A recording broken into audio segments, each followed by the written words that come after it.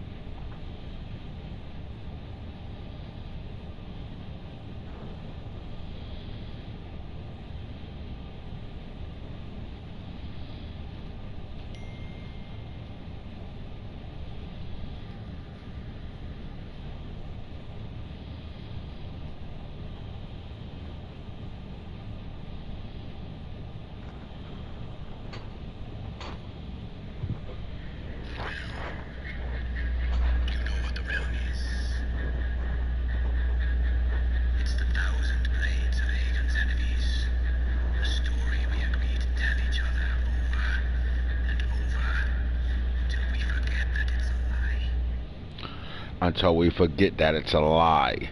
Game of Thrones! League play. We gonna go through it all day today and hits the franchise. Google, you already know we opening up credits with the best co-host of the podcast right now. You know what I'm talking about? Show Gizzy. Pop your guns. That boy been spitting bars on the debate segment, man. Yeah, if y'all don't pay attention to the debate segment, then you're missing out. Simple as that. I really gotta say, man. I think our debate segment is the shit. We be going at it. He think he 2-0 against me right now, and I don't believe that shit at all. I think I'll be winning every time. This is what y'all do all day. Jason Wilder, Jeremiah Wedborn. What's up?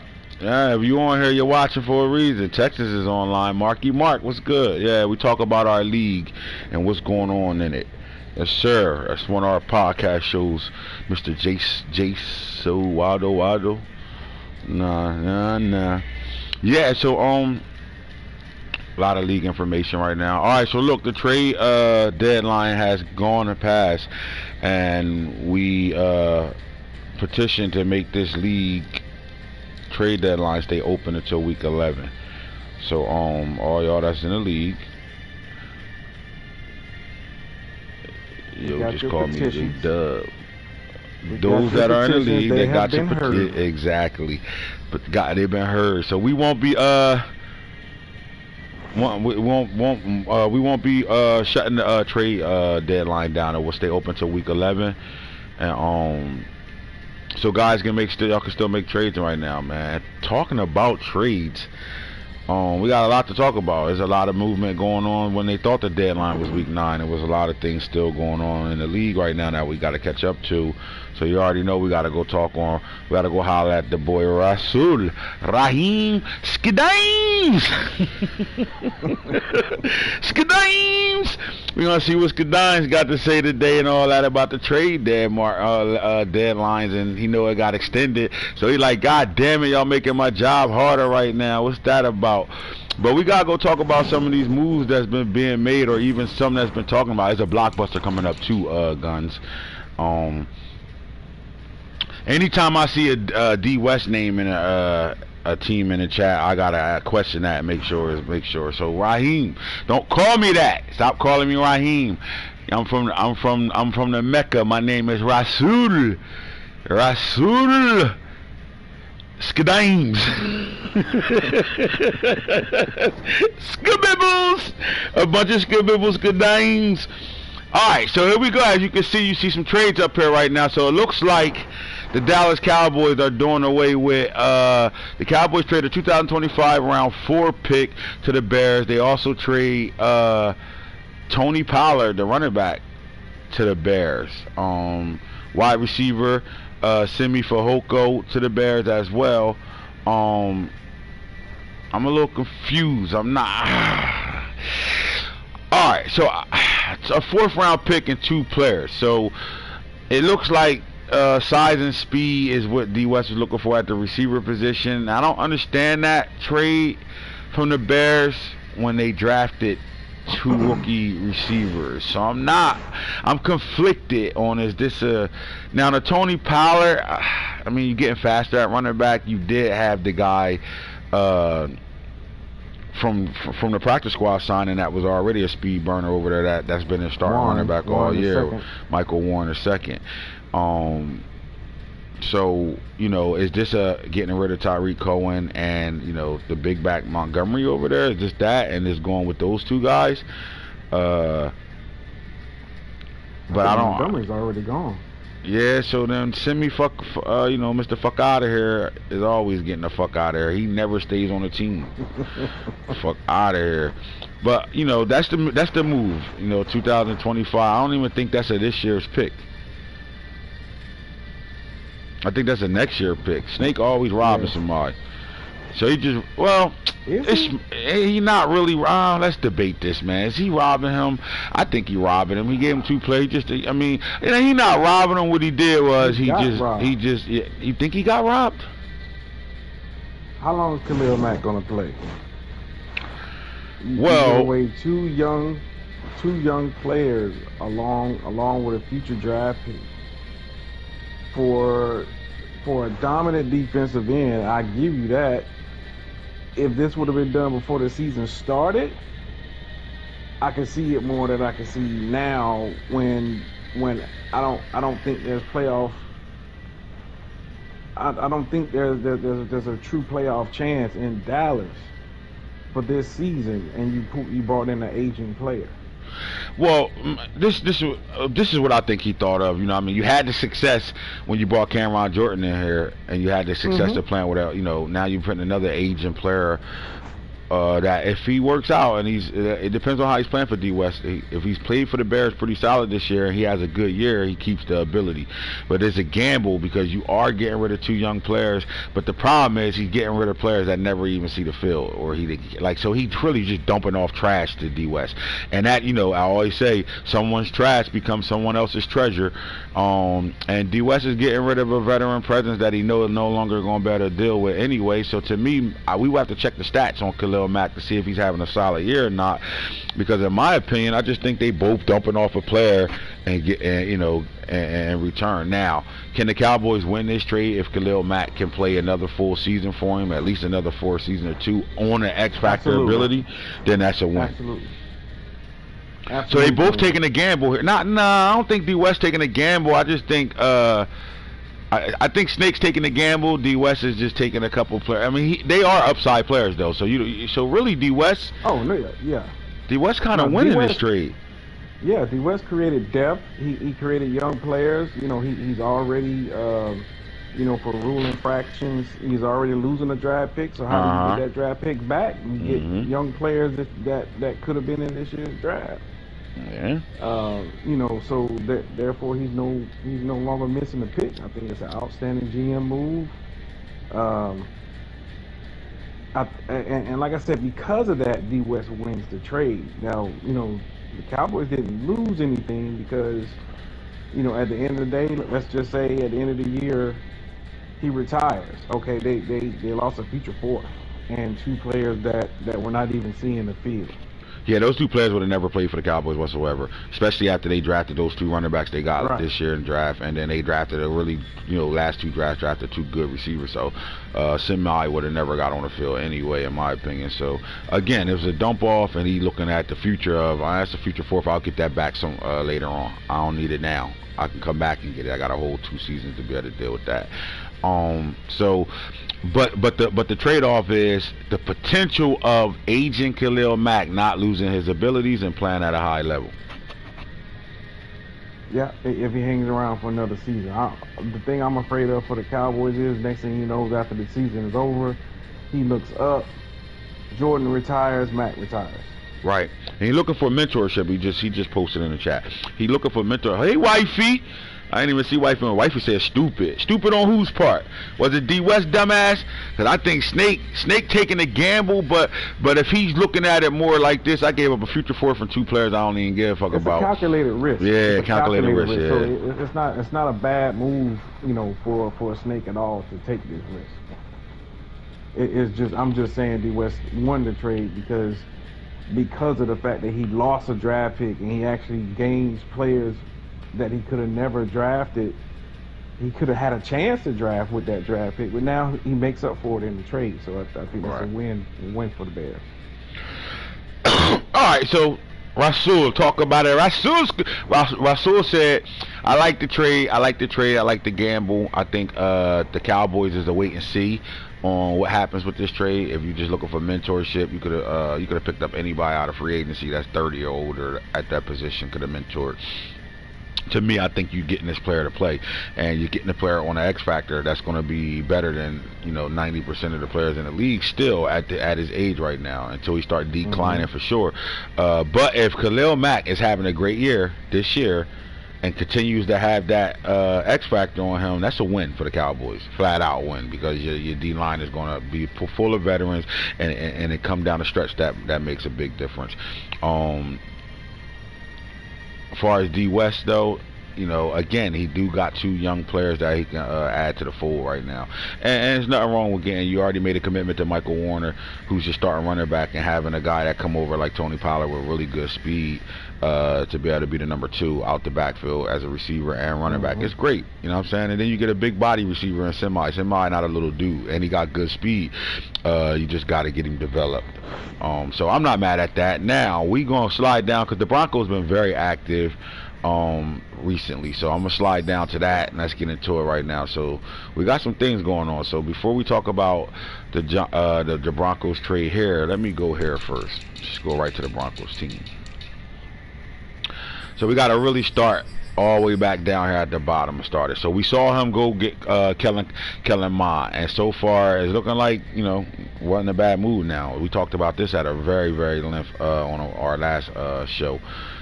We debated it, right? So he gives up a 4th round pick and he gives up a 3rd round pick, 1 future and 1 right now pick.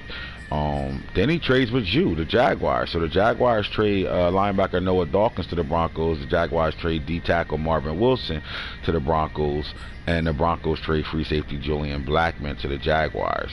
The one thing the Broncos are loaded at the safety position. So even though they're giving up a really good safety, I see them trying to get better in their front 7 on the defensive side of the ball, which is cool. And Marvin Wilson doesn't hurt you for losing him because of what you drafted in the draft. So I like that move. That's solid right there. He's shaking up his team and still getting real players, but young enough players to better do some work with for a while. I like it. I like it a lot. I like what they're doing over there. They also go get left guard Prince Tega Winego, who, in my opinion, the Seahawks just traded all those picks to get rid of to remember they gave the Cowboys sent a whole bunch of players over to the Seahawks for the 5th overall pick, so they can move and go get Marlon Humphreys. And one of those players was a superstar left guard that's now on his way to Denver. And they went and got Daniel Jones from the Giants last year. Remember that? That was a trade that got made last year, and they go get quarterback Tua Tagovailoa this year. But they upgraded. I'm not mad at it because Tua's a superstar versus Daniel Jones being a star. So I told you once Daniel left New York, he was going to be a journeyman and never be a starter again in this league. So they give up Prince Tega Winego, and they get in return the Seahawks got Tua Tagovailoa, who the Broncos gave them, and the Broncos also gave them a 5th round pick in 2024's draft and a 4th round pick in 2025. And as we slide on up, you see the Broncos trade right guard in the 10, so they get a guard, trade a guard, and they get a player, and they ain't even get the chance to play with the guy. As soon as they get him, they send him off to the Broncos to go get one of his favorite colleges players, and Greg Rose. That's a great move. So Yeah, it when is. you see different ways of GMing, man, and you know you get some of the players you want to get where you really only getting them to be able to move them and shit like that to really turn around and go get what he really wants. So in all those trades, he got a starter in Greg Rose. Uh, he also Ricky got a Rose. starter in. Are you watching it on it? And he also got a starter in Prince Tega Wanago. He also got a starter in Noah Dawkins, and then Marvin Wilson got him a starter. So, and a starter in Kellen Mond. So he got a bunch of guys to shake up the tree over there right now. How you feel about every move and the teams he dealt with? I like the moves on both sides. Because the Bills actually had they had a plethora of young defensive ends that they can maneuver around, Right. but they lack the interior presence to protect the middle. They had the edges because you know you still got Basham, you still got a lot of those guys that are still there to play the end. Now you bring in a Marvin Wilson to help plug up the middle. So, you know, I like that move. And with the Broncos, you know, I always tell people, don't wait to the year that it happens to, you know, to find your heir apparent, because they don't know how much longer Von Miller is going to, you know, is going to be there before he retires. So what do? You bring in Ricky Rose. You go Ricky Rose. I heard they had nothing but rosé bottles sitting at the airport when he flew in. So I like it. All right, so we like the trades, but the blockbuster is soon to come right now. It's going to be a blockbuster between the Detroit Lions and the New England Patriots that's going to shake this league up a little bit. This is up and coming right now. We don't have the trade details yet, but you know, Rasul, Raskim, Skibibbles, Skidimes, Skibibbles is saying that, you know, young rookie quarterback Freddie Minor. Let's talk about this, Guns. Freddie Minor went from a star to a superstar in 1 year. Freddie Minor has had his Lions team in the playoffs 2 years straight, and they're really having a good year this year as well with Freddie Minor at the quarterback spot. The Lions will be signing a young quarterback from practice squad, and not only are they signing him, they bringing him right in to be the starter of this year, because we're hearing Freddie Minor is on his way to New England. And the Lions are sitting at 7-2 right now with Freddie Minor as their quarterback. We like Freddie Minor, man. Do we like the fact that Freddie Minor is about to be on a move? And do we think this is a good idea for the Lions? Before we go there, we have to go here. We have to go look at where he's great grab and his replacement. Now, you're getting a guy who was a top quarterback for whatever reason. The Browns drafted two quarterbacks, and because of that, one just never got a chance. So they kind of redshirting him, and once you put him on practice squad, you lose that capital of being able to keep him. And we're looking at quarterback Dylan Virgil, 6'3", 232 pounds. This move is, I mean, he's a star, obviously, but this move to me is just strictly the throwing. He is upgrading, but is the unknown. You don't know what this guy can do. He hasn't played a down of football in the NFL yet, but he does have 96 throw power. And from what you know, as you know, when I called the Lions and he said, Mr. Rasul, this was just strictly a Skibibbles move. And so I said, Skibibbles? Yeah, he said, Skibibbles? I said, or Skididdles? He said, nah, Skibibbles move. 96 throw power. I need a guy that can stretch the field, throw the ball downfield. Simple as that. And when I looked at this quarterback, I saw his core attributes and thought, this is a better quarterback. And I can understand that, but he's taking a risk and a gamble right now to get rid of a guy from what we're looking at right now to come get this 78 overall quarterback on your team where you had chemistry and was building a real. Your team was ahead of schedule right now. This could be this ain't a minor. This is a major setback if you get rid of Minor.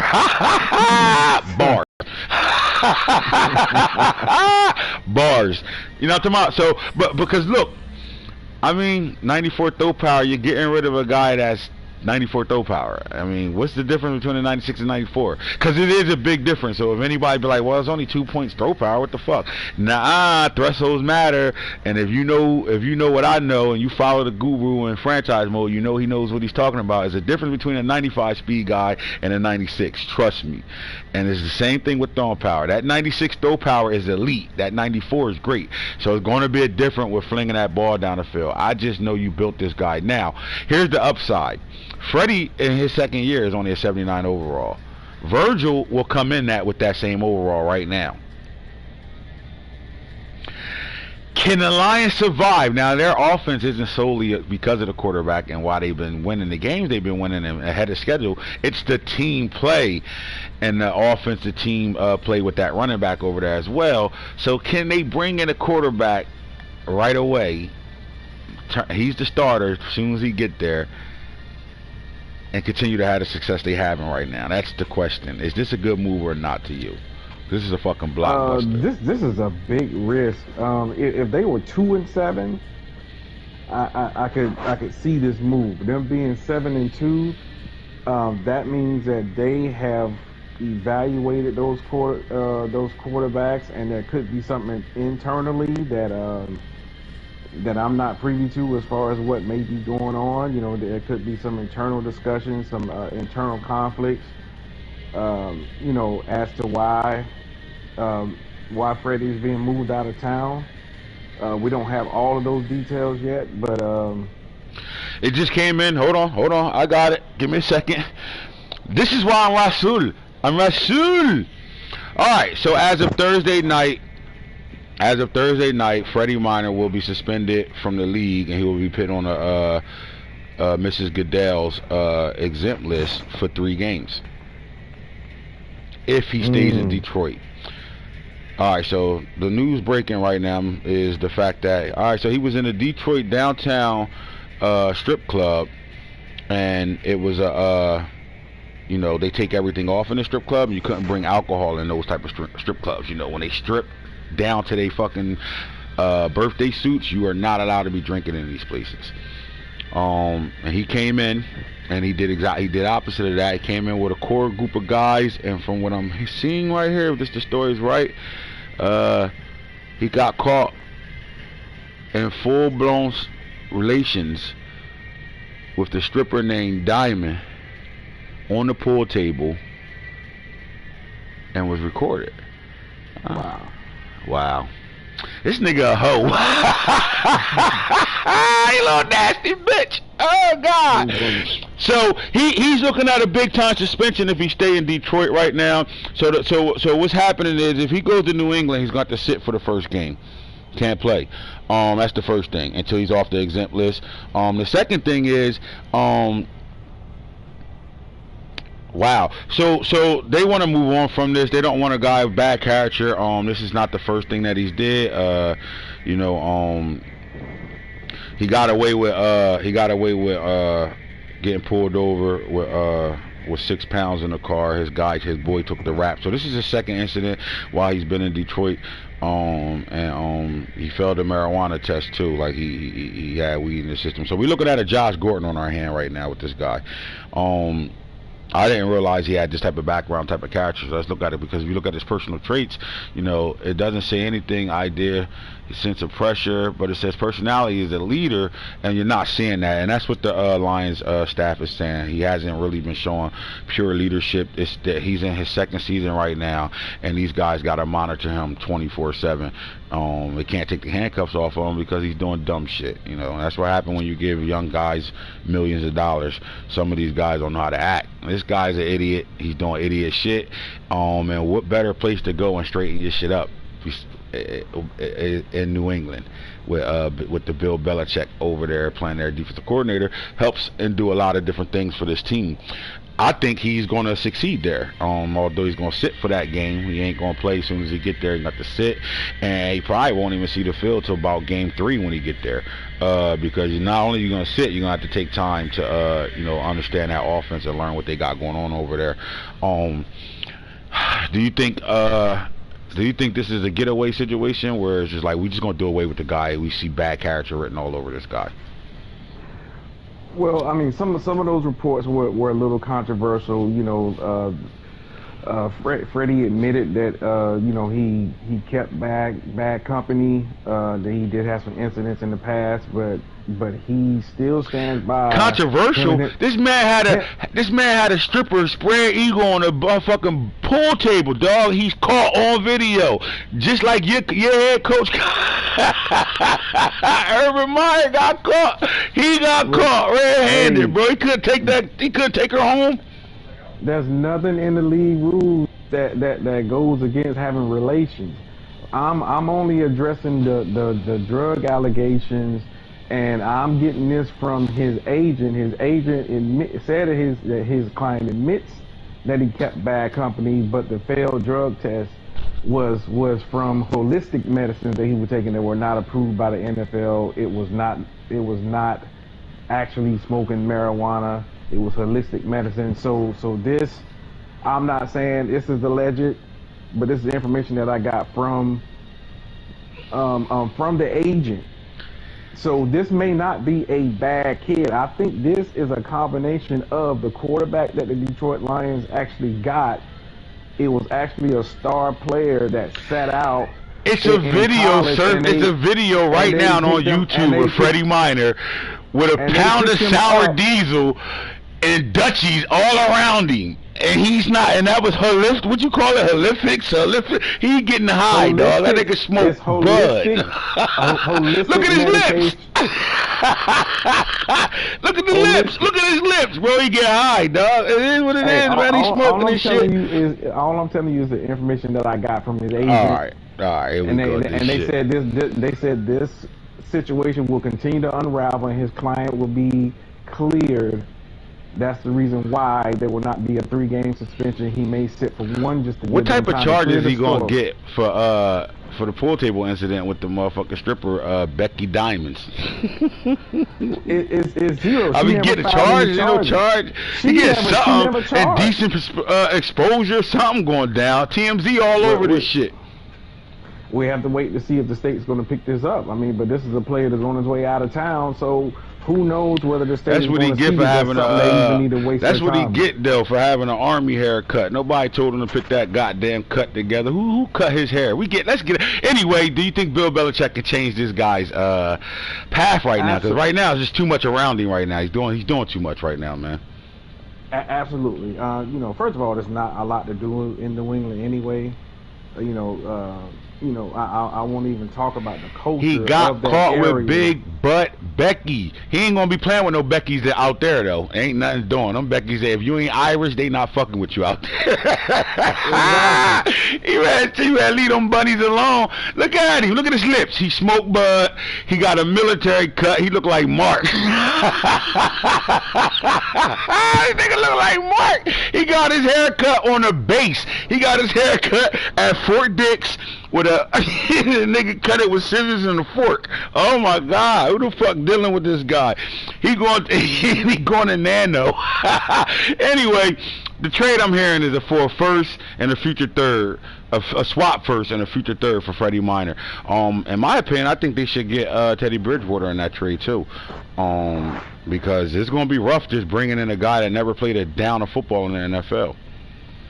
No, he's not played the NFL down, but he was an absolute star in college, and because of situations that were out of his control for family reasons, he was released by his school on good terms, and he was allowed to enter the supplemental draft, right, where the Lions were just awarding him through the supplemental draft. And see what I like about him, because you got to go all the way back to a sophomore tape. Remember, this guy started as a freshman.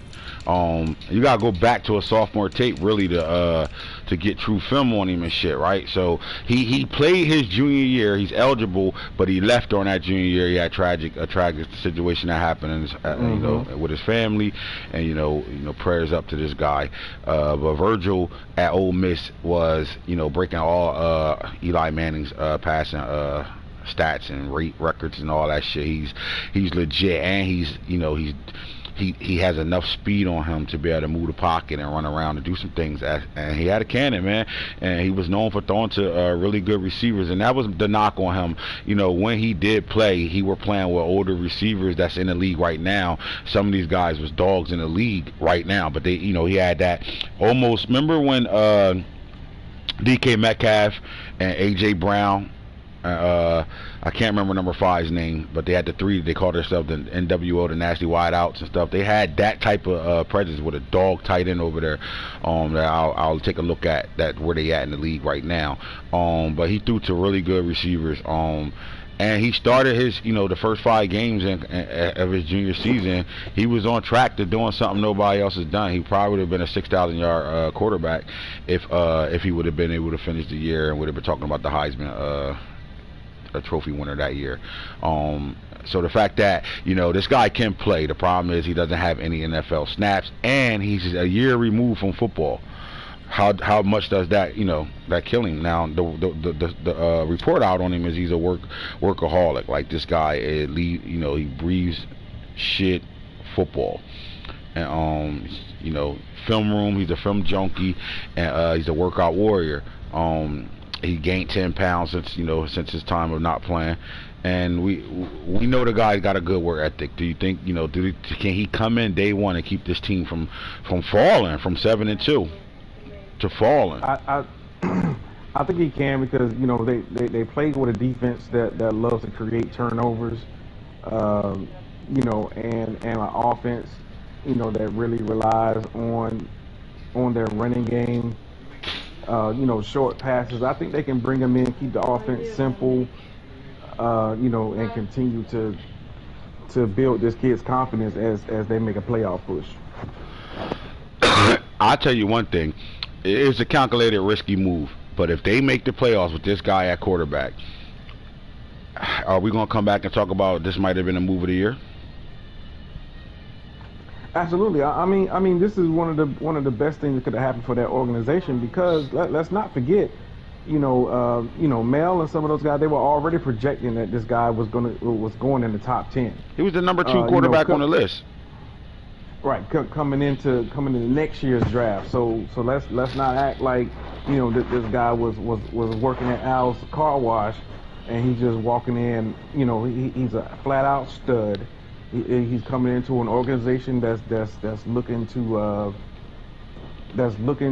continue to put more confidence in their fan base with playoff appearances. Because, you know, the Detroit Lions, they were one of those teams that had, you know, last time they saw a playoff game, you know, Barry Sanders was the quarterback. So they continue throwing the ball, running the ball, doing everything, huh?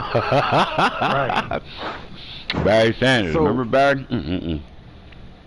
So this is another organization, just like the Saints, where, you know, the paper bags have come off. You know, this fan base, you know, and now they have someone else that they can get behind. You know, they already have, you know, the face of the franchise, you know, there in DeAndre Swift. They could be bringing in another. I'll tell you one thing. The Detroit Lions coaching staff do a really good job with the diaper dandies. Well, them young players, they got them guys believing and playing at a higher level than we expected them to be playing so far. So if it's a team that can do it, it's this team. And let's just face reality. Minor was a good plug-in player. He was a good starter. You know, we thought he started a year too early, but that's the theme of the Lions team. Everything is, you know, way ahead of schedule. And but he wasn't the reason why this team was winning and making the playoffs the way they are right now. He's part of it. He was part of the process, but he wasn't the real reason. I think this quarterback can be the reason if he could catch up really fast. And who knows? You know what I mean? You know, guys are slick. You don't know if he got a Detroit Lions playbook already or not. He ain't on the team. He's just been sitting on the practice squad waiting to be wavered. And who was going to take that chance on him? The Detroit Lions did. So that's our blockbuster trade that might be happening. That's, you know, once it, you know, we'll figure out the details.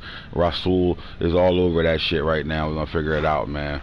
But I did hear it was a swap first and a future third involved in this trade. Now, do you think they need? Let's look at the Lions roster. Do you think they need to bring a quarterback in along with this to be on the safe side, or do you think they ride the wheels? Well, I mean, they still have Jared Goff there to mentor, so I'm okay. I would feel better, like you said, if there was a Teddy Bridgewater that was involved.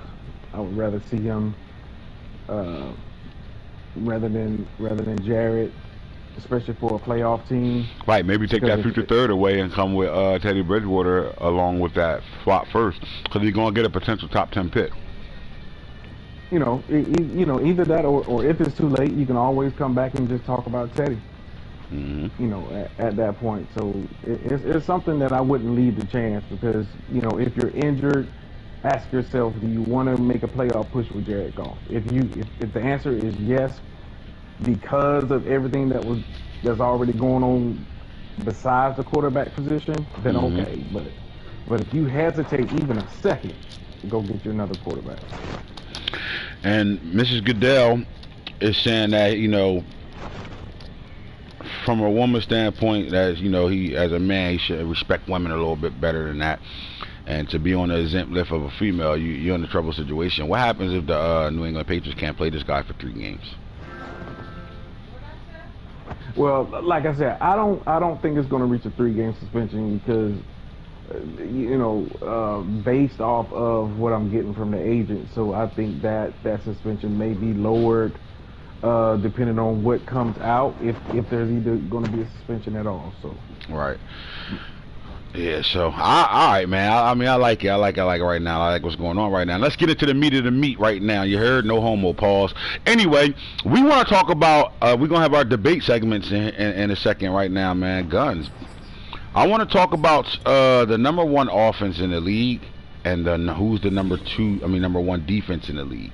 So as we go through offensive stats categories, I kind of did my homework a little bit already on this. When you look at all the categories when it comes down to offense right now, it's going to be, there's no denying the fact that the Baltimore Ravens are the number 1 offense in the league this year. Total yards allowed, total yards gained, they're number 1 there. Total offensive yards, they're number 1 there. Passing yards, they're number 1 there. Rushing yards, the rushing yards, they are number 1 there. Points per game, they're number 1 there. Passing touchdowns, they're number 1 there. Now rushing touchdowns, I think they dropped down to 3. 4. 1, 2, 3, 4. Dropped down to 4. But out of all those categories, they top 5. Number 1 in all the categories but 1. They're inside the top 5 at rushing touchdowns right now. So I do think they're the number 1 offense in the league. My number 1 defense in the league, and we could argue this together right now, it's the Tampa Bay Buccaneers. Now, here's the thing. You're not going to see the Buccaneers number 1 in everything. You're not going to see the same thing on the other side. We saw the offense. The Ravens are pretty much number 1 and then number 4 in one category out of 1, 2, 3, 4, 5. 1, 2, 3, 4, 5. 6 categories that I chose. They were number 1 and 4 and 1. So the Bucs against total yards allowed, they're number 1 on the list. All right. Passing yards allowed, they're in the top 10 here. So this is my issue. Wait, that's too many yards. There we go. No, I'm sorry. Number 2 on the list. All right. Against the run, they're number 1. Points allowed, they're number 1. Sacks, now they drop here in sacks, but they don't come out of the top 10. 1, 2, 3, 4, 5, 6, 7, 8. Actually, number 10. They're number 10 in sacks. And then fumble recoveries, I think they're like top 6 or 7. Where you go? 1, 2, 3, 4, 5, 6. Now, when I looked at all the other teams, it was too much. It was too much separation between 1s and through 5s. So I got the Bucs as my number 1 defensive team in the league right now. Would you agree? Would you say I'm on the right path there? Am I reaching, or do you think maybe we need to do a little bit more homework on that? I feel like but when it comes to stats, you can't reach for stats. Right. All you can do is try to shift the goalposts when it comes to stats, but that's even difficult to do. Stats don't lie. This is not going to be much of a debate offensively or defensively. I've seen enough games from both teams to where you couldn't change my mind almost. If my eye test I would argue my eye test versus the stats. Right. right? And they doing a hell of a job this year. I mean, only giving up 130 points in 10 games is really good right now. Again, I do think they assembled the defense. They added to what they had already. They developed and they made things happen over there in the free agency that, to me, it just put them over the top right now. And, as we talk about them, number 1 defense in the league. So they're 10th in sacks, 6th in fumble recoveries, they're 6th in interceptions, they're 3rd in red zone trips allowed. They're number 1 in touchdowns allowed in the red zone. They're 1st in red zone points percentage. They're 1st in turnover difference. They're 1st in giveaways. I mean, they're 1st in giveaways. Yeah, meaning they don't, they got the most. Let me go to that real fast. So I'm saying that right. I apologize. Where we at? Percentage, giveaways, where we at? Giveaways. What we looking at? Red zone trips, touchdowns allowed, field goals allowed, red zone point percentage, and where's them damn giveaways at? Turnovers right here. So here we go. Turnover differences, they're 28 there. Giveaways, 8 there. So they only giving, 8 giveaways, I guess, 7 INTs. I mean, they're doing a hell of a job. Some of this stuff relates to offense as well, but they're doing a hell of a job on defense right now, and I do think they're the number 1 defense in the league right now. When you look at their team stats right now, when I say they're 10th in sacks, that makes them a really good team at getting to the quarterback, right? Yeah, it does. It does. All right, so we're gonna go on defense side of the ball first with these and talk about this team right now. When you look at players, the fact that they was able to put Devin Bush and Devin White, both of the fastest 40-time running linebackers in their draft classes, are on this team right now. And of course, gotta see what Mama want. What's up, Mom? Doing a podcast show. All right. So you look at the players on this team. This team is built at that linebacker level. They're so deep at the linebacker level that they're using some of these guys as just pure pass rushers. And they got veteran presence all over this defense right now. When you look at tackles, right? This is one stat I was looking at. You're looking at this point in season, in week 10, you start down here at the safety, Craig Williams. You got 1, 2, 3, 4, 5, 6, 7, 6 guys on your roster right now on defense that's on the field with 30 tackles or more. That's a lot of different guys with tackles, right? That's a lot of production and a lot of guys making plays. Tackle for losses, the numbers aren't crazy, but again, you got the line, like I said, their linebackers are different. So you got 7, 7, 7, 6. I won't go down to 5. We'll just stay 6 and above is a good number to have. Guys with sacks is kind of spread out. Hassan Reddick 8.5. You got Vita Vea from the D tackle spot 8. They brought Shaquille Barrett down to the defensive end. He has 7.5. And you look outside of that, the next guy has 2. There's not really a lot of production, but yet they're number 10 in the league in sacks, and they're doing it between 1, 2, and 3 players right now. So I would say that's a good thing, right? Oh yeah, it's a good thing. All right, INT wise right now, they got a guy that leads the league in interceptions with 10. Although it's 3 guys tied with 10 interceptions in the league, he's one of them. And then you start to see, kind of a drop off from that 10, and then you got guys, 4, 4, and 3, 3, and then you get down to your 2 and your 1s right now. So they getting turnovers right now as well. They're 6 in the league in interceptions. But let's talk of the core of this team, watching games, seeing them play. What makes this defense number 1 in the league, in your opinion? Let's talk about what this team has that almost no other team has in this league, and that's the fact that it's a team that's been playing together since day one. Right. Ever since this disc came out, they have the least amount of turnover from any offense or defense in the league. Yes, sir. Yes, they do.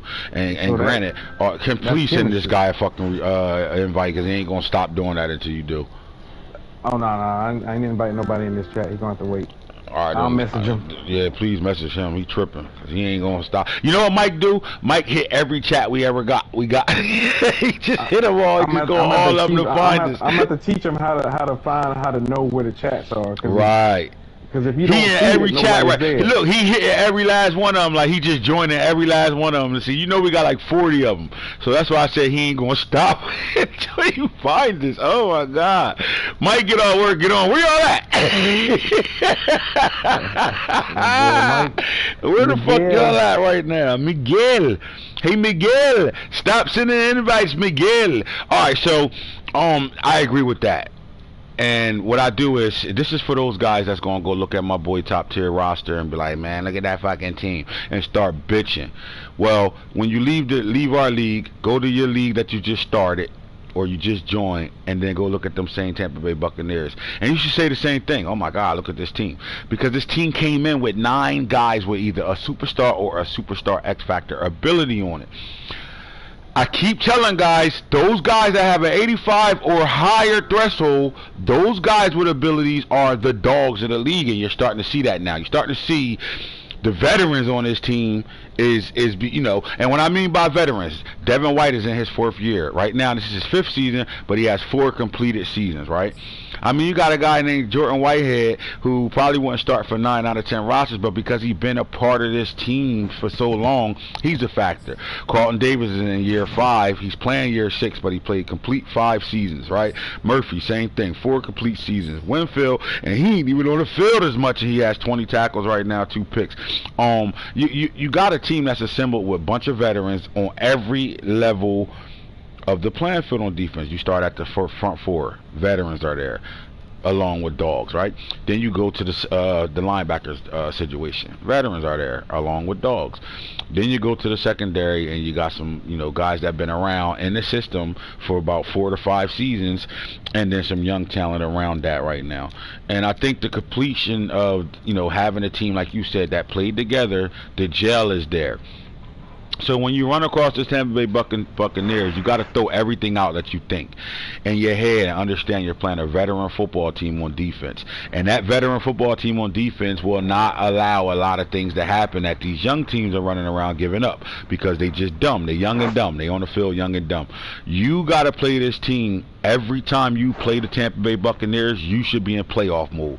If you don't, you're going to be in a long game of ass whoopings, because there's not another team on the field that has this type of veteran presence around it right now. Can you find one team that's been playing together since day one? Since Tom Brady won a Super Bowl and brought all 22 starters back, have you seen another team that you could point out that has this type of presence running around right now? Not the type of chemistry and the low turnovers, because the Broncos would have been that team until their recent transactions have now separated them from being one of those teams that had that low turnover. Right, so right. But the Broncos didn't come with 9 superstars. They barely came with 3. Right. You know what I'm saying? They didn't come with no ability. This team comes handmade right now. As soon as you start the game, they got 9 of them. As soon as you start a league, the Tampa Bay team, that's why was one of the hotter teams this to play with. They come with all them damn abilities right away. And the difference between, you know, us drafting guys and getting breakouts and getting these young guys on Superstar or even X Factor, they're young and dumb on that Superstar X Factor. These guys are I mean, Tampa Bay is my team. It's Super Bowl or bust again this year, in my opinion. Am I putting too much pressure on top tier right now? Absolutely not. He do. The pressure came when you chose the team. As soon as he chose or the team, when you were awarded the team. Yeah, the pressure is there. It was theirs right away. Super Bowl or bust right now. This team is the only remaining undefeated team in the league right now, and they're winning by a high level. Granted, I wanted to watch that Panthers game last night, and it got really ugly in that game. But I didn't walk away from the Panthers game thinking, oh my God, the Bucs. I walked away from the Panthers game thinking I expected this to happen in a way.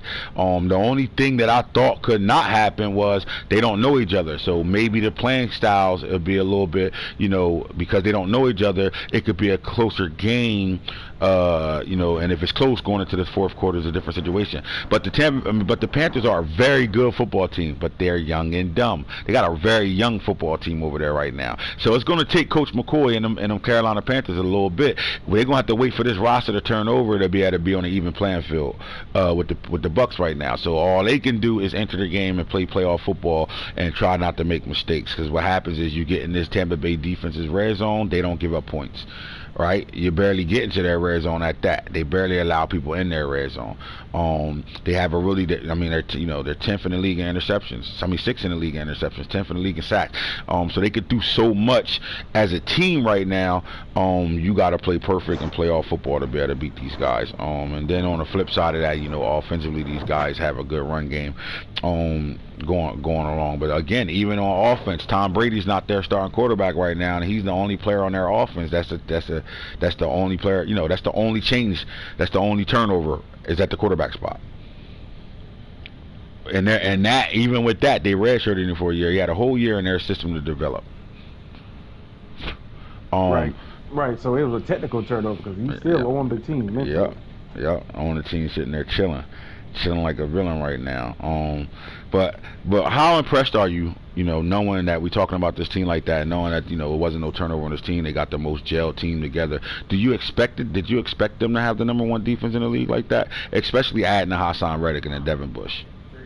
Well, it's a little difficult because sometimes when you get an owner that takes over a team like this, sometimes the first inkling is to get rid of the veteran presence on a team and to start going young. So I'm impressed with the fact that that he stayed the course and decided just to go ahead and make his run now, and he's not waiting to infuse the heir apparent. He's bringing them in slowly but surely. Right. So he's doing a complete good job of how he building and assembling the team. Completely. So I like what he got going on right now. Now, when you look at when it comes down to offense, and you look at the #1 offense in the league in the Baltimore Ravens, I talked about on the show recently on how Lamar has extended, in my opinion, and as a pocket passer right now. But for this team to be #1 in everything but rushing touchdowns, what does that mean to you? That's a coaching staff. That goes to the coaching staff more than the players. And I say that only because the players are so young, even though they seem to be maturing, because as a young player, you always want to feel like I can do this, I can do that. But they're coming in and they're trusting the coaching staff to put them in position to where they need to be, and then they can be themselves within that particular scheme. So, this is a young team like this. You expect them to dummy out. You expect them to make a lot of mistakes and not be #1. You expect them to be top 10 because of their talent, but because of the lack of discipline for most young players, you would expect them. But because this team actually they brought in, they evaluated their players greatly. They brought in mature young players. Right. So therefore, that's why you see the #1s across the board. Well, that's a testament to John Harbaugh. Bottom line, to be able to have a bunch of kids this young, because this is the flip side of what the Bucs is. The Bucs, like we said, they have a no turnover on their roster. And they got a whole bunch of players that have been playing together, gel. Well, this team is doing that, but they're doing it with the young players. Their young players are gelling and playing together at a really high rate right now on both sides of the ball. But offensively, I do think the fact that we were the offense changed. Come on, you're in the pistol offense. And you running that pistol, everybody knows Lamar's a threat running the football. When you're in pistol, it's not hard to defend it. It's hard to defend it because of the players on the field, but it's not harder to understand what's great happening. You know what I'm saying? You see pistol offense, you kind of know keys. The fact that these guys can go to that Florida State offense, that fast break offense, now that Lamar is a true pocket passer in the league, and these guys can put 3 or 4 receivers on the field, at times 5 receivers on the field, and they can open it up and stand tall with you as a passing team. First at times, at the same time they can be smash mount and run the ball down your throat, no homo, at the same time, right? So then it's 2 sets of offenses you have to stop with this Baltimore Ravens team, and the fact that they developed into shout out to Bobby Bowden and with the fast break offense and Guns, all about that fast break offense. We talked about that at length through disc, and the fact that these guys have that type of style of play where they can play pro style football with you and beat you in games that way, or they can line up, run the ball at you 30 times a game, or they can hit you with the RPO and the read option shit. It's just too much you have to worry about, and I think the fact that the young players are able to play, disciplined enough to be able to go into 3 different offenses defense and do it at a high level is the reason why the success is here right now. They have a potential of having at any moment having 3 1,000-yard rushers on this team. At any moment they can have that, right? At the receiver level, they got 3 guys that can go over 1,000. You already great see it. 2 of them already over 1,000. You got Pooh Hanna, rest in peace Pooh, on his way to 1,000 yards and double-digit touchdowns. So they can get it done. And then I think people are not realizing is the offensive line that they assemble. They're not that great already yet at the passing. Even though we're passing at a high level, these guys do give up sacks. They are learning there. But I know you know this. You watch the Colts game, you watch the Patriots game against Baltimore, and what you saw the Patriots complaining about was that they were getting mauled when we ran the football. Those linemen get to second level fast. Big body lineman too. What was Mike saying? Oh my God, look how big 71 is. So the team is, you know, they got big push you around linemen that's agile and that can get to second level with a quarterback that's the best player on the field. And then a run game that, you know, the running back is a branch off the line. The line and a running back has the same characteristics. They are bullies. Bottom line. And I think, you know, when they understand, you know, the passing concept of blocking and they get all that down, and we can get these 2 tackles, the really young tackles that we got to stop giving up sacks, and they start, you know, holding the edge down and protecting a little better and not making Marmar have to, you know, do a little bit more than he should do when they're in a fast break offense. This team ain't even at their potential yet. That's the crazy part of that. Most people will look and be like, oh man, what? They're not there yet, right? You agree that am I saying something that's not right when I'm saying that they're not even at their potential yet? No, that's a testament. That's a follow-up to what I was just saying. You know, that's why I put it on the coaches, because, you know, they're trusting the coaches right now, and not saying that you don't trust them later, but you follow your coaches to a T until the intellect catches up with the talent, or the maturity catches up with the talent. Then after that, then you become a Tampa Bay where the coach just walks in and be like, hey, you know, what are you looking at me for? Y'all know what to do. Right. And then it's a testament to the leadership of Lamar Jackson, man. One thing about Lamar is he keeps this, they're together. Like, it's no, you know, me and Hollywood hang out. It's the entire team. They do things as an activity, and none of these guys, you don't hear no rumors. I mean, Rashad Bateman got suspended in the end game situation where it was, you know, you could put that on the coaches, but they have high characters. It's no nonsense. Nobody's getting in trouble in the media like that, right? It's an unselfish team, and they all ride out for each other. And the moment you got that camaraderie, it's you can do wonders with a team like that. And the fact that they're so young and they all have that attitude, like they all have that. You know, I don't want a girlfriend or a wife until we win a Super Bowl. You know what I'm saying? Like, they got their priorities straight. You know what I mean? Nah, you're not going to catch me in the strip club. We need a Super Bowl. Nah, we ain't partying on our days off. We need a Super Bowl. Why are we celebrating that we won this regular season game? We won a Super Bowl. That's the whole team's attitude, and they got that from Lamar Jackson, and it just carried over. So, I think as a leader of this team, you got to really put the onus on him. He's the reason why this team's attitude is the way it is. Wait a minute. Was that another shot at Freddie?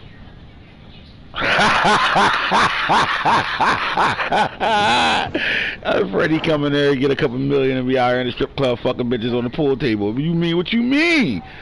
Man, I'm just saying their attitudes is right, bro. They not doing all that shit. I hope he goes in New England, because now he's going to be known as Freddie Fingers. Freddie Fingers going to be in New England. Right, Freddie Fingers in New England with a nigga that eat ass as their head coach. Oh, my God. This shit about to get crazy over here. You think that shit crazy? Oh, Lord.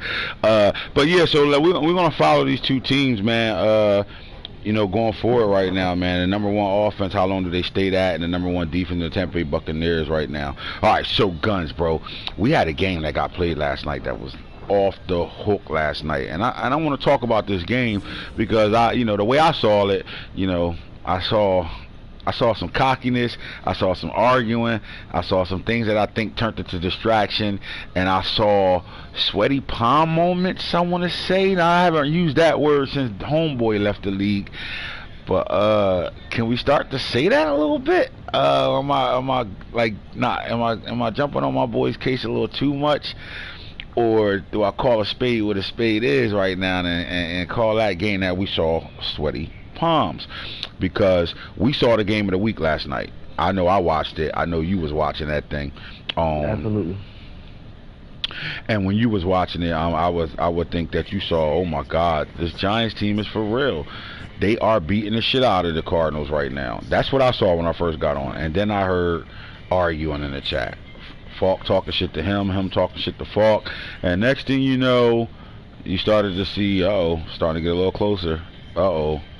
And then to finish it, you had a grab your nuts moment. What bigger moment that we great talk about? Like, I mean, grabbing your nuts is the characteristic of your confidence and who you are. Period. Right? As a player, I would say so.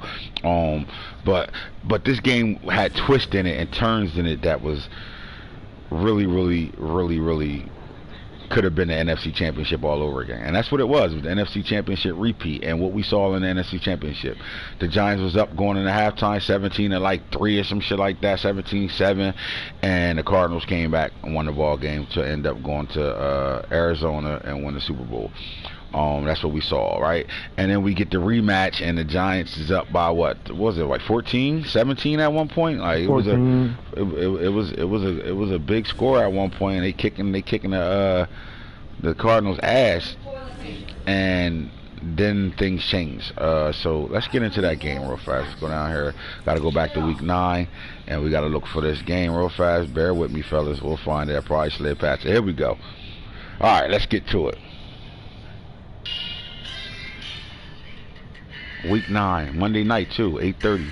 Monday night game. Giants travel to Arizona to take on Kyler Murray and Arizona Cardinals. Dangerous was in the building tonight, right? So here we go. Box score: 372 offensive yards gained, 483. Cardinals. 184 in the run game, 128. Giants. 188 in the pass game, 355. Cardinals. 17 first down to 12. Giants. 379 total offensive yards, 498. Cards. 2 turnovers, 1 turnover. Giants. Then you get the time of possession, 18-16 to 13-44. So what happened in this game? 14-7 in the first quarter. Tied up 14-14 in the second quarter. Giants won the third quarter, 14-7. And then the Cardinals shut the Giants out in the fourth quarter and scored 15 unanswered. What happened in this game, Guns? I mean, the stats really tell it's really telling the story. It all came down to the fourth quarter, and in the fourth quarter, I heard both coaches. They came on together. The cameras were actually able to pick up audio where the Cardinals coach said, "Hey, you know what? There's some things that didn't go our way in the first half, and then there was some." Some unfortunate things where the game was concerned in the second half, and it just got you at the wrong time. So even in victory, I thought the Cardinals coach was gracious, and I thought that the Giants coach was gracious in defeat. But you can tell that was a crushing loss, because he put the pressure on the Giants when they scored, and then they went and got the 2-point conversion. Listen, Guns. This is how the first half went, right? 14-7 in the first half, right? That first quarter. And to be honest with you, I think the Giants came out run heavy, bottom line, and what they did was they ran the ball, and they played safe on offense, but they knew they had Saquon in the backfield. They gave Saquon the football 21 times in this game, but in the first half of the game, Saquon was doing a really good job running the ball. 8 yards to carry is a lot to Phantom. Also, Tyson Williams touched the ball, and that's where the argument started. You remember at halftime, this coach was asked a question by Lisa. How do you feel about this game? And he said, I got this game under control. All the Cardinals doing is running crossing routes. They doing everything they complain about everybody else doing. That's it. Other than that, they baggies. And that started the argument. And when that argument happened, and they started talking about, yelling at each other from across the field during timeouts. They taking shots at each other. The players started getting a little riled up right now. And then we get in the second half. And you started to see the Giants will go down and answer. The Cardinals will answer. The Giants will score. Cardinals will answer. And then next thing you know, the turnover happened. and then the Cardinals scored. And now we plan on an even playing field right now. So it went from a 14-point game to a 7-point game, and it kept going 14-7, 14-7, 14-7, and then all of a sudden it was a 14-14 game. You know what I'm saying? And then that turned the ties right there. Now, in that second half, I do say this. You go back and you look at how many passes Russell Wilson threw, 14 for 19, he was 73%, but Kyler Murray was at 15 for 20. He was hitting big plays, 17.8 yard average per attempt right now. That's the difference. Was that the effect of the cross? Was that the effect of the crossing routes? Because he kept the drive. He had plenty of third downs. I want to go back. I'm sorry, I didn't mean to go out of there. I want to go back to the third down situation. Give me a second. Go back to week 9 and find this team. I want to go back down to the third down efficiency and see what happened on third downs. Right here, there it go. I said it. Seven first down. You know how many third and 7s, third and 9s that I saw in this game when it came out of the Cardinals having the ball, and they kept getting them. So my thing is, why couldn't the Giants get the Cardinals off the field? What was the transition? What happened? Because right after halftime, before halftime, when they was walking to the lockers, he told Lisa, this team ain't doing shit but throwing crossing routes, doing all the shit that other teams that he complained about other teams doing to him. We got him baggies. We weren't about it. But yet they kept getting big third downs, and I saw at least 4 of those third downs that were big third downs. Out of that 7 was a crossing route. So I think that was the difference of the game. They was converting on third down, and the Giants couldn't get them off the field in the game. So you go look at the defense, you go see where the turnovers happened at. I think the Giants turnovers came later, right? I don't think they came in the first half. I think they played a safe game in the first half. But Gowen got the pick, right? That's the only pick. And that pick came in the second half. That was the turnaround of the game right there. Because the Giants was hitting on all cylinders, man. They were running the ball at a high level. But during the argument, the Cardinals pointed out how they ain't doing shit but running the ball. And all of a sudden, it seemed like the focus got away from it. Now we throwing the ball on first down a little bit more, throwing the ball on second down a little bit more. And the game was the run game. So my question is, listen, the Cardinals came back twice. The big games the Giants is playing in, they have a regular season, one of the best records in the regular season for the first 2 seasons, right? Period. But then they not finishing. Is that sweaty palms? Ooh. Big game. Get your backside get tight. And your motherfucking your hands controlling the controller is sweating and shit, so you slipping off the A button and shit, slipping off the circle button and shit. You ain't accelerating right and shit. You ain't clicking on right, none of that, because your hands sweating like a motherfucker. Is that what this was? I don't know if it was sweaty palms. There on defense, if you got a trait, there's one trait that's called a deflator. And I think that when the Cards unexpectedly came out and went for 2. I just think that potentially, just deflated the defense, because I really, or the team as a whole, because I was sitting there thinking like, oh, we're headed to overtime. Well, of course, but then as well as I know, the Cardinals couldn't stop the run game. He couldn't stop that guy. He was getting 8 yards to carry. If he don't win that toss, he know he getting ran on for a field goal. He knew that. So again, was that grabbing your nuts and going for 2? Or was that I don't have the shot if I'm not going to put my chances on a coin toss? Because if the Giants get the football, we haven't shown that we can really stop Saquon all game long. And we know this guy going, what do you do? What do you do when they butt balling you? He knew he was going to get that. So my question is, did Falk grab his nuts, or did he just play the chess game a little better?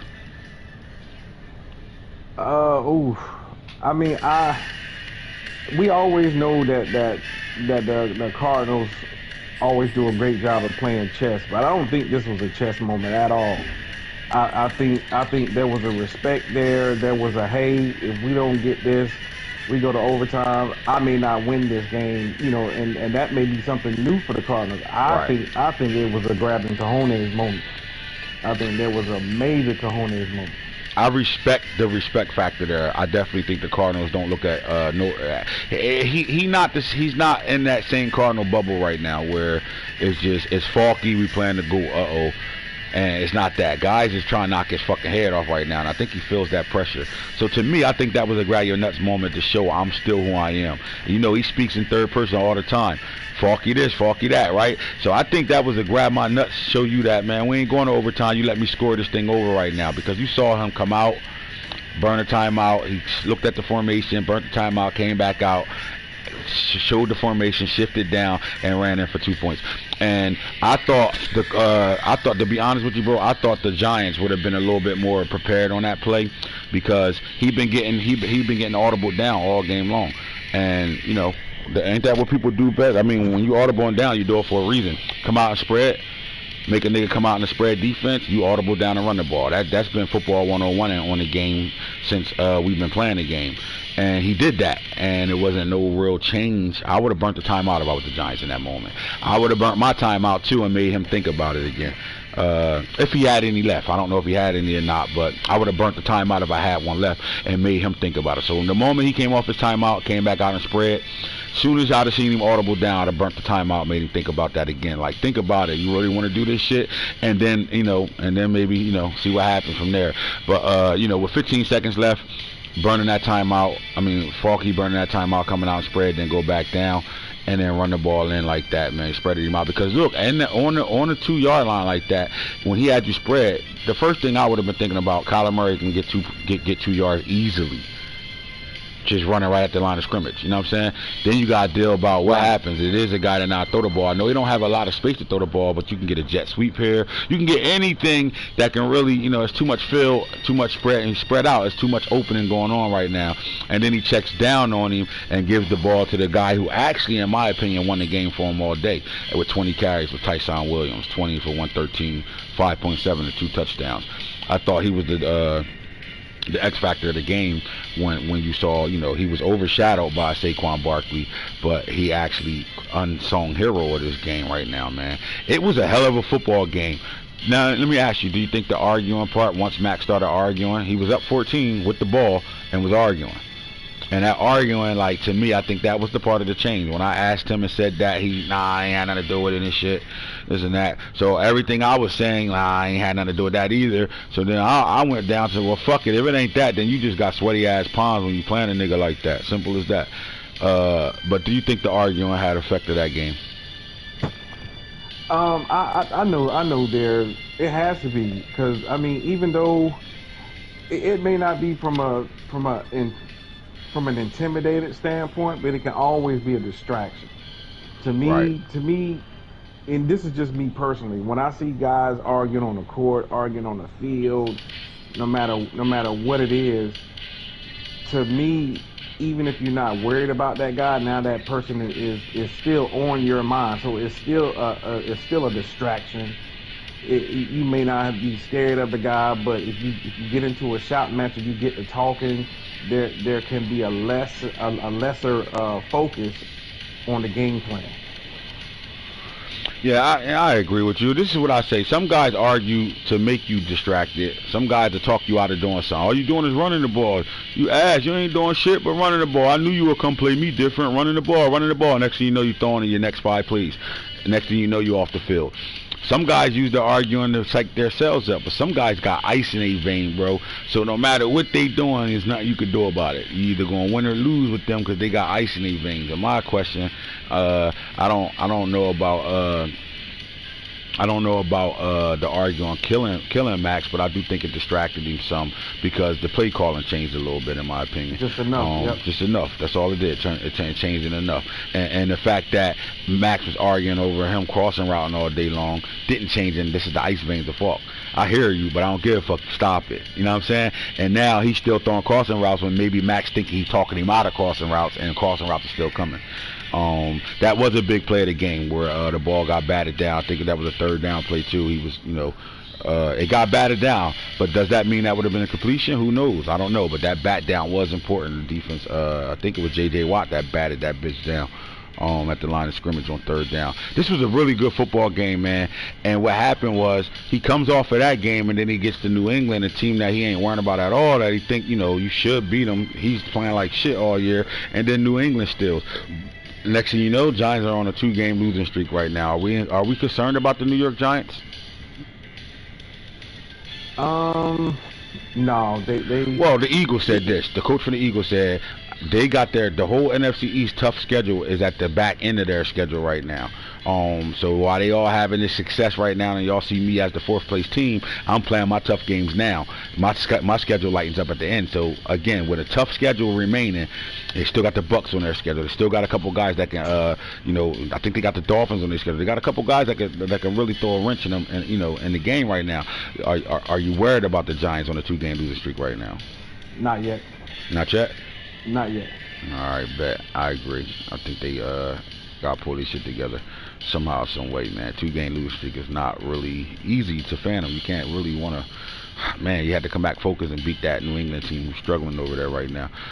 But again, need Giants to pull through, man. Trap game.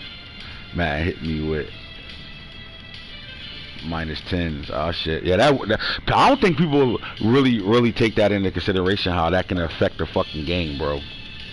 When they hit you with scenarios, they sat Ray Lewis down last night in my game though, but I was playing fuck boy, so I knew I was gonna air him regardless, and threw 6 touchdowns in the first half on his stupid ass, just like I did the game before, where he tried. He threw 8 touchdowns on the CPU. And then damn, I got breakout message down. That game, we beat the shit out of them. His running back had 14 carries, 14 yards last night. Shut down Central. What happened in the game with Neno? That's for the next show. You heard? We're not talking about that right now, but what we will talk about to finish off the show, we get down into the debate section right now. Is this Tampa Bay Buccaneers year? What side of the debate you on?